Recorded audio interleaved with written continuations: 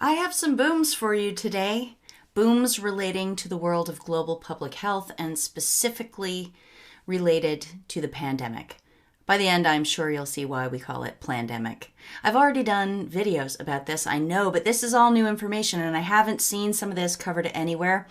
The information is going to include new background on Event 201, on Anthony Fauci. We're going to talk more about Bill Gates and some of the characters we've already discussed.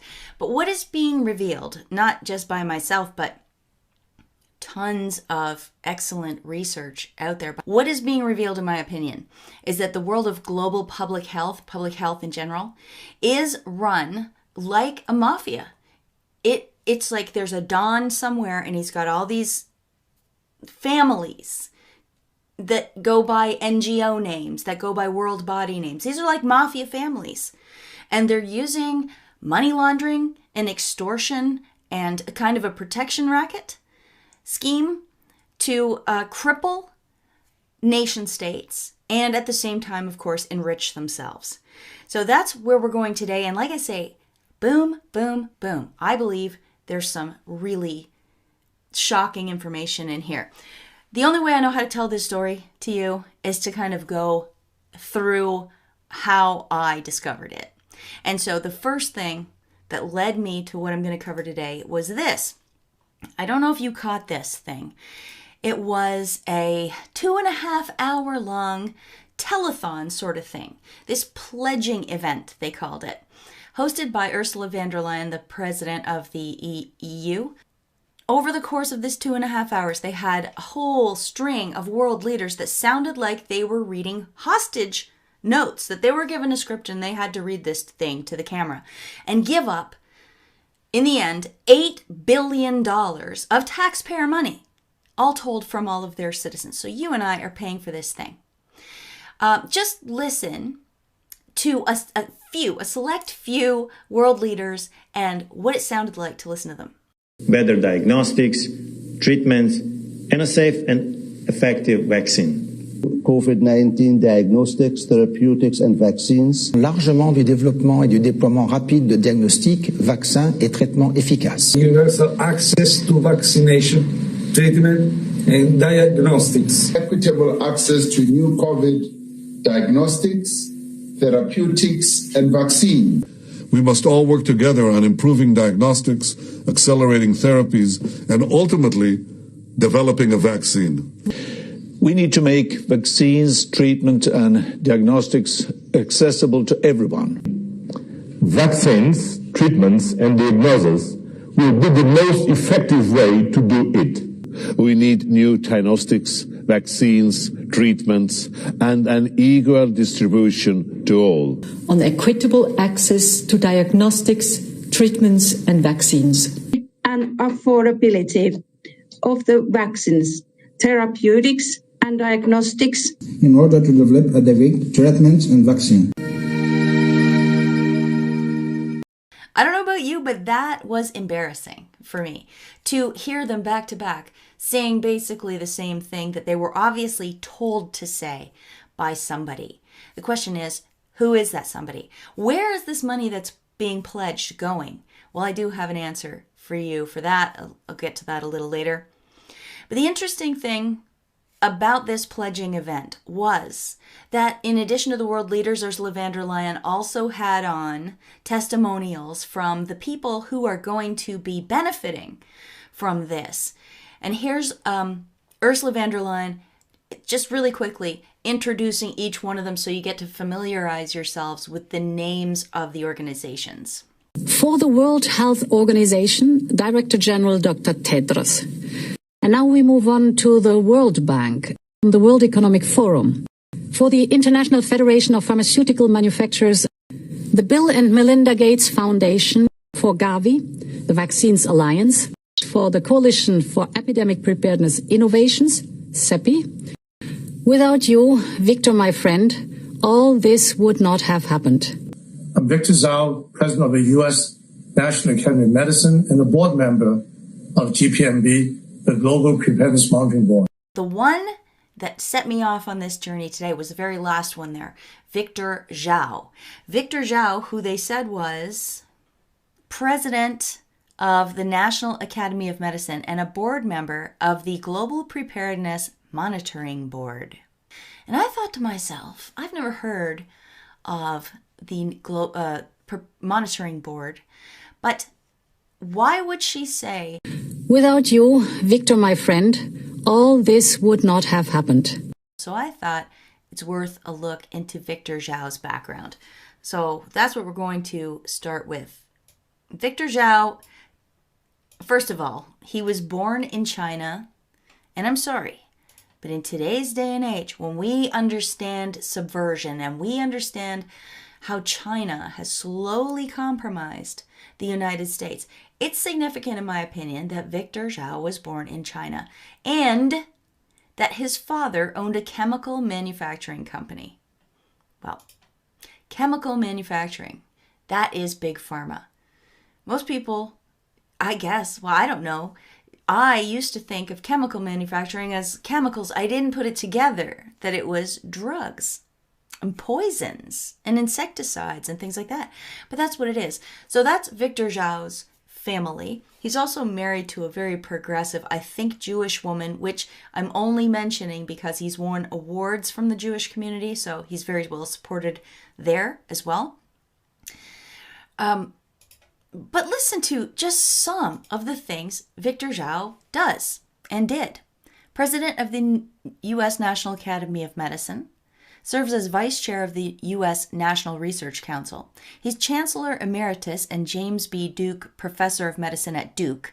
He was also Chairman of Medicine at Harvard, as well as Chairman of Medicine at Stanford U. And he served on the Board of Health Governors of the World Economic Forum and chaired its global agenda. He was also on the advisory committee to the NIH director.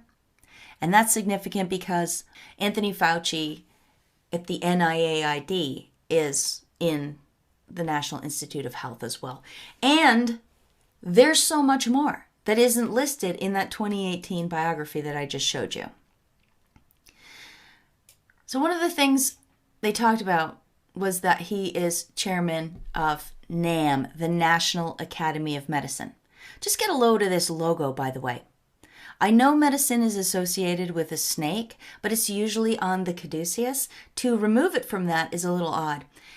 And to have it arranged so that there are 3 6s showing in the logo, also, it raises a red flag for me. How can it not? I don't know if you can see the 3 6s, and it's hard for me to point them out. The one is right in the middle.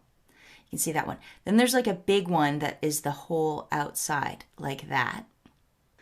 There's the one that comes from the neck of the snake and up and back around this way.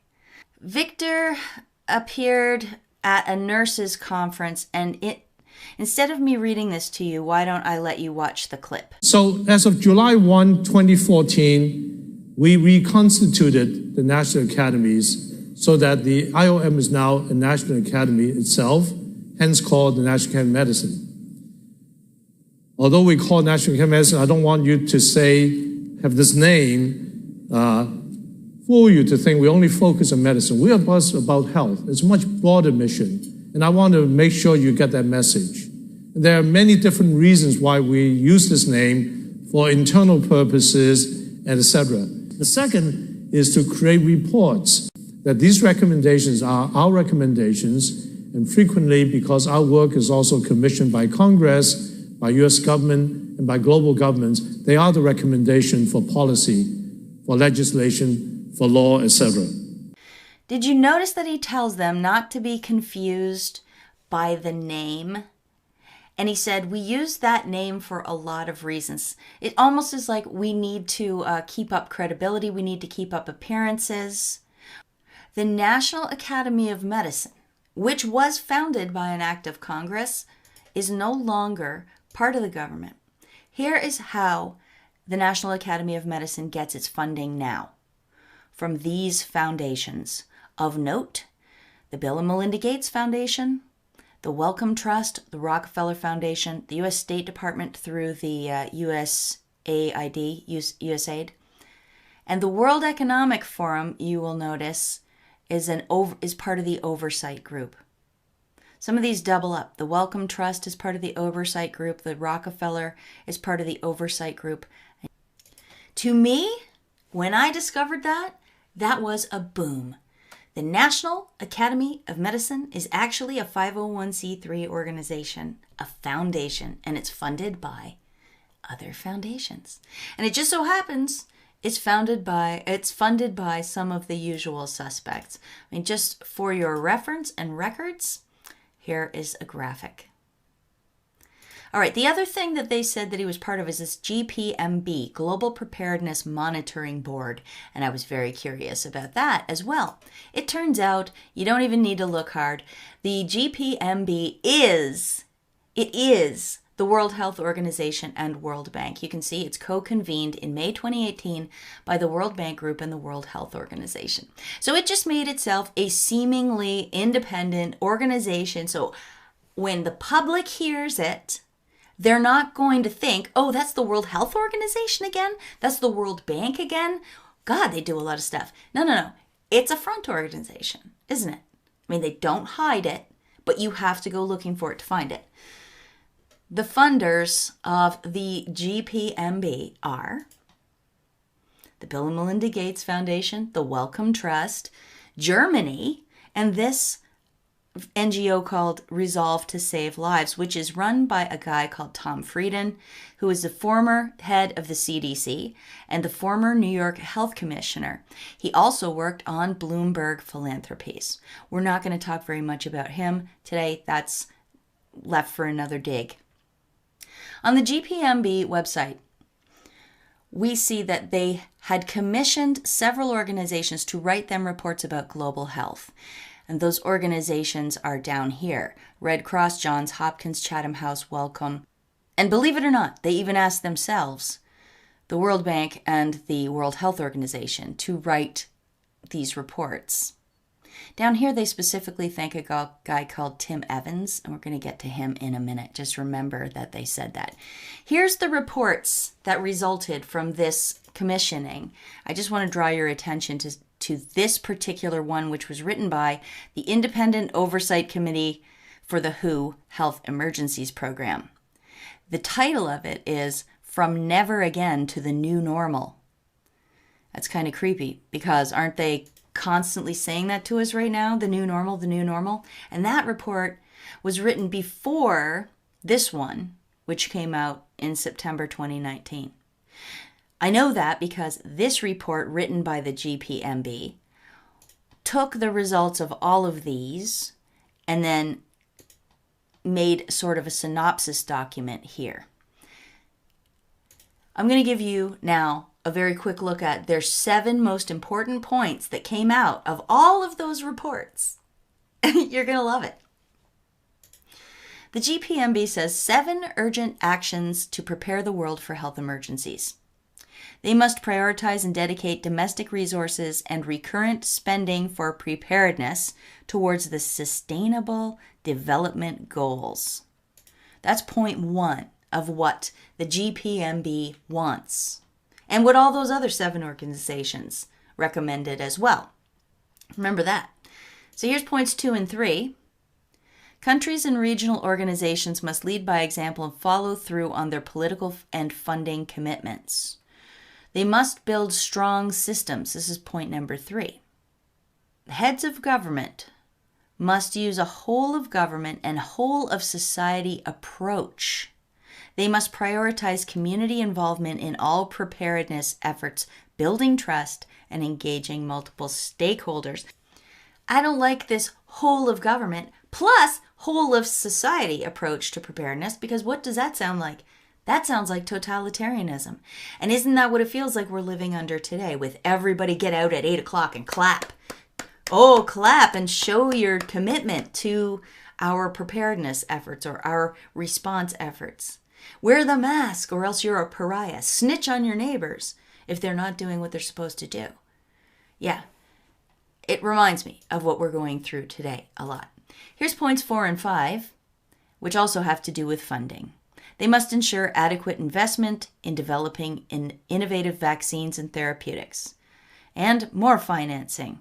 Money for the International Monetary Fund and the World Bank, and also, down here where the arrow is, funding replenishments of the IDA, Global Fund to Fight AIDS, TB, and Malaria, and Gavi. Gavi and the Global Fund, those are Bill and Melinda Gates efforts. And the IDA, well, I noticed that it had a very similar logo to the World Bank. And of course, that's because it is part of the World Bank. And here's just more. Increase funding. That's point number 6. You see how they worked it. The World Health Organization and the World Bank created this seemingly independent body called the GPMB. And then the GPMB puts out a call for reports. And they ask Johns Hopkins, Chatham House, Wellcome, International Federation of the Red Cross and Red Crescent, and the World Bank and the World Health Organization to write these reports. And then this organization aggregates the results of these reports and makes another report in which it recommends increasing funding to all the people who fund the GPMB and the World Bank and the World Health Organization. I wanted to have a closer look at one of those reports. So I opened up to the Johns Hopkins Center for Health Security, and it dawned on me, Johns Hopkins is the organization who put on Event 201. The Johns Hopkins Center for Health Security, in partnership with the World Economic Forum and the Bill and Melinda Gates Foundation, hosted Event 201, a high-level pandemic planning exercise on October 18th, 2019. What? And wait a second. This report from the GPMB came out in September 2019. And October, they held the pandemic planning exercise. Now remember I told you it's good to remember Tim Evans was thanked particularly by the Global Preparedness Monitoring Board he used to work at the World Bank? Okay, there's Tim right there. Tim also appeared at Event 201. We're not going to get into his background right now. What I want to do instead is play you a clip of Tim speaking as a panelist at the Event 201. Everybody gets excited around a table like this in the moment, and then you move on, and it's back to business as usual. And it's this panicked and neglect problem that we have, which is very difficult to prospectively develop real preparedness.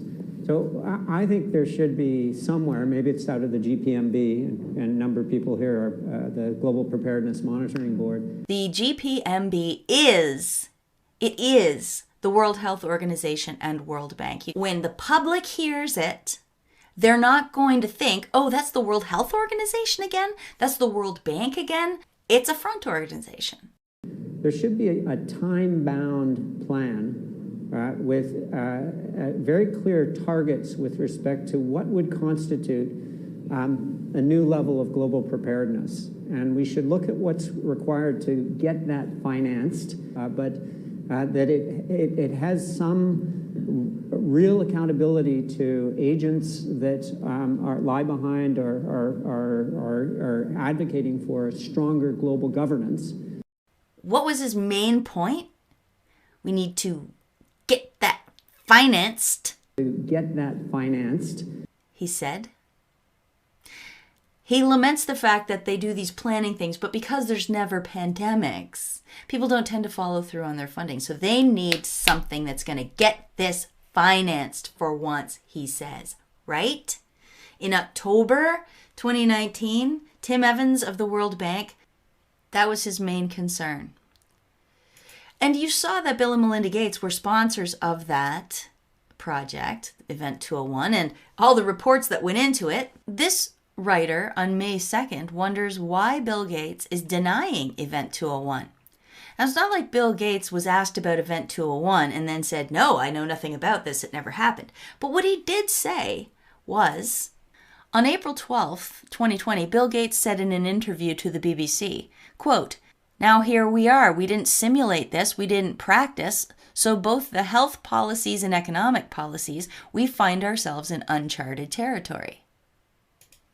Which is not true, because Event 201 was very extensive, and it focused very much on economics, financing, but what it really, really focused on if you watched it, if you've seen my videos and others, you'll know, was controlling the message. It wanted to flood the zone with their own propaganda. A couple of strategies that are available to us, one of which is the flood strategy. And flooding good information. Flood the zone. Flood. A manifestation of flood. Flood good information. Flood the zone. And what have we seen? We've seen nonstop coronavirus messaging everywhere. They're also censoring anything that goes counter or exposes them. For example, my video on Event 201 that I did months ago, which got almost 400,000 views, ixnay.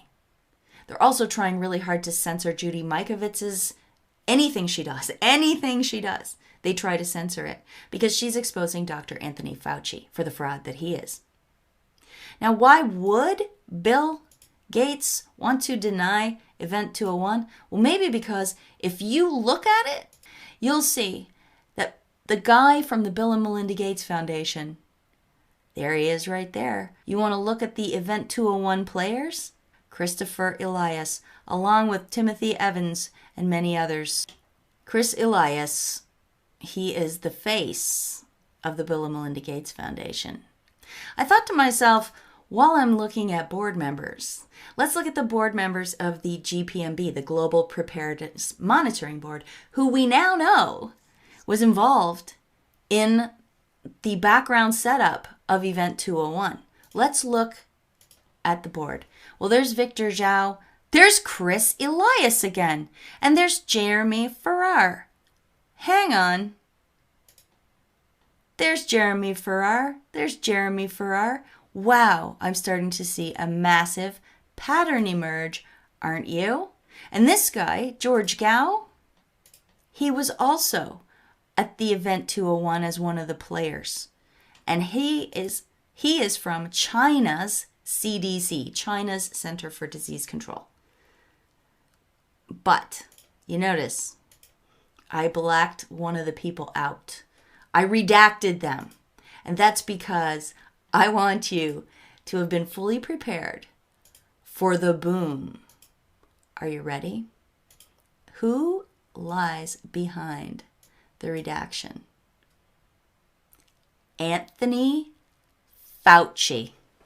Anthony Fauci, the guy leading the coronavirus task force. You guys all already know who he is, but there he is on the board of the Global Preparedness Monitoring Board, who was responsible for commissioning all of those reports, all of the reports that gets funding from these guys over here, which made its own report that eventually translated to Event 201.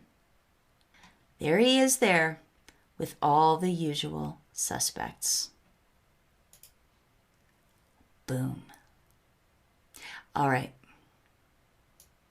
Gosh, this is getting long. And I still haven't covered all the other booms. Just in case you weren't aware, Anthony Fauci gave an interesting speech at Georgetown University shortly after Trump was inaugurated, and here's what he had to say.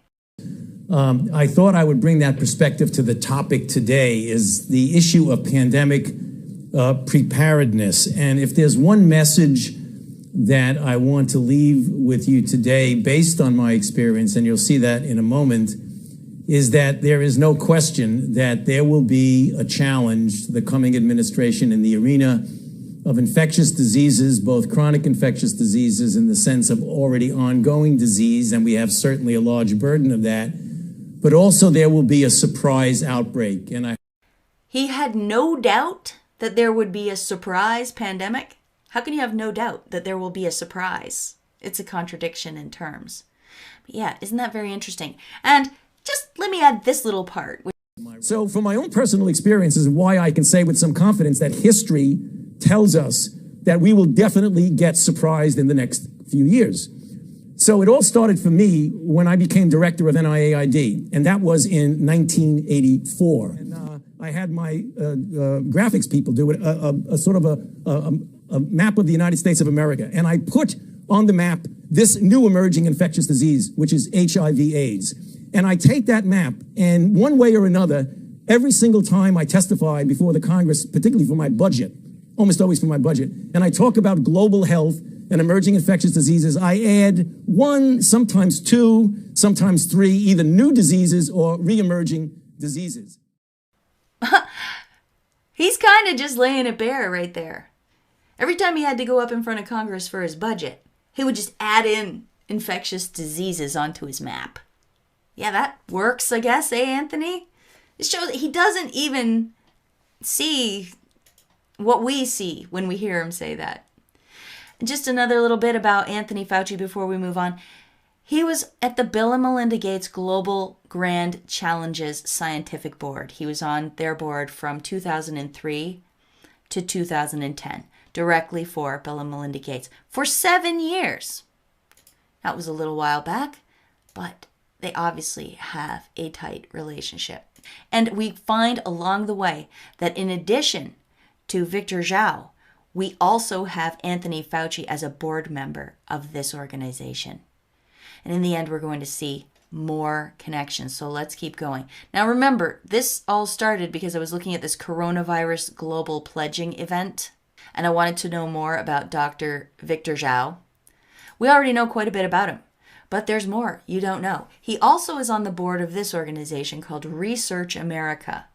And in this organization's website, I found a celebration of this CEPI organization, Connecting Curiosity to Cures. CEPI hopes to eradicate epidemics. This was written in February 2017. And we look down here, and sure enough, it's founded by the Gates Foundation, Wellcome Trust, World Economic Forum, and the governments of Norway and India, it says. CEPI is currently led by an interim board made up of internationally renowned experts in the fields of public health, vaccine development, and infectious diseases, including Research America board member and president of the National Academy of Medicine, Dr. Victor Zhao. Mind blown. I wanted to learn more about CEPI. First of all, I want to know how one man can possibly do all of this. Do you think perhaps he's a representative of other interests? I wonder who those other interests might be, because I find it hard to believe that he could do a quality job at any of this all at once. But I digress. I wanted to see if indeed that was who really founded CEPI, so I looked a little further, and I found this clip from the World Economic Forum. I am delighted to welcome you to this conversation about the work of the Coalition for Epidemic Preparedness Innovation, which is, I have to say, one of the more extraordinary initiatives to come out of Davos recently. It was born out of a conversation a year ago. It's a concrete initiative between governments, foundations, and the private sector. Governments of Norway, Germany, Japan, and India. Two of the biggest foundations in the world, the Bill and Melinda Gates Foundation, the Wellcome Trust Foundation. Strong support from the world's 6 biggest pharmaceutical companies, GSK, Merck, Johnson & Johnson, Sanofi, Takeda, and Pfizer. Okay, so the article in Research America left a few people and organizations out. Namely, they didn't at all mention a couple of the other countries involved, and they didn't mention that it was co-founded by a handful of the world's largest pharmaceutical companies, did they? To me, this is a huge boom, as big as Anthony Fauci. It's very significant because all that money is going to those guys, and those are pharma companies. In this article from May 5th, so the day after the pledging event, it says world leaders, international organizations, and companies have pledged 7.4 billion euros to develop new tools to detect, treat, and prevent the novel coronavirus. Leaders said that each euro or dollar will be channeled through global health organizations such as CEPI, Gavi, the Vaccines Alliance, and the Global Fund and Unitaid. When they were doing this telethon, I thought to myself, well, who is collecting this? The EU? Is the EU collecting it? And then they're going to give it out to who and how and when and where?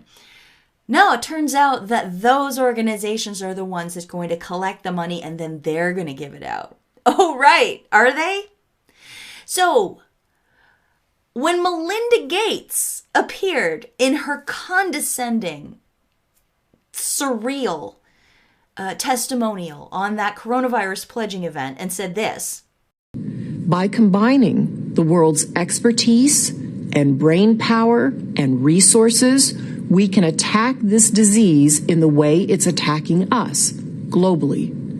And by working together, we can beat it much faster than if we were working alone. Our foundation is proud to partner with you, and I'm pleased to announce today that we will pledge $100 million towards this effort. You can see how it isn't generosity at all. She is literally giving that $100 million back to herself. And it's probably the same with all of these organizations. They have ways of translating that money into business gains for them outside of their foundations. Bill and Melinda Gates, as James Corbett just explained on his excellent video, which I will link to in the description box. He just explained that the Bill and Melinda Gates Foundation exists, but Bill and Melinda Gates also have something called the Bill and Melinda Gates Foundation Trust, which is where they can profit. And these things work together. They push for vaccines, and in the meantime, they're investing in vaccine companies with their trust. And all of these guys are doing the same thing. Okay. They set all of this up. They set this up as the repository for where they were going to demand we send the money to, right? The World Economic Forum Mafia, basically. The Davos set. That's them again.